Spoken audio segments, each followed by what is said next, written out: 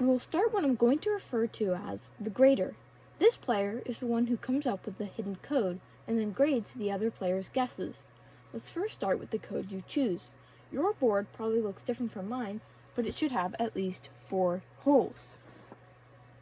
You can pick any combination you want, but if you want to make it hard for the other player, it's actually quite easy.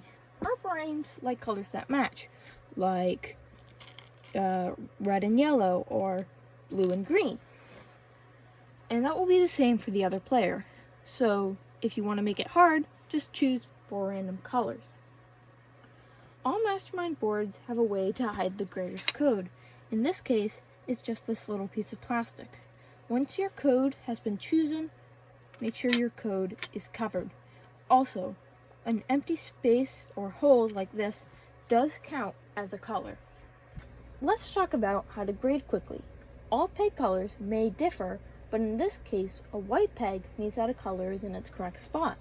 As you can see, there's a yellow peg here and a yellow peg here. So the grader would give the guesser 1 white peg. A black peg means that a color is not in its right spot, but it is in the grader's combination. You can see there's a green peg here, but there is no green peg here. But there is one right next to it. So the grader would give the guesser 1 black peg like that.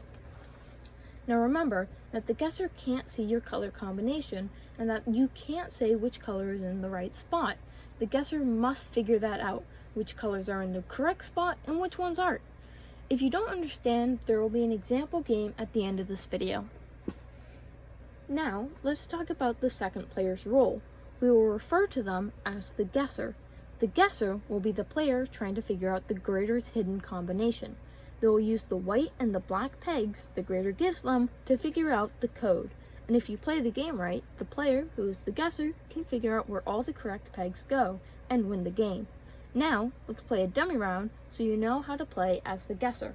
I will be playing as both roles.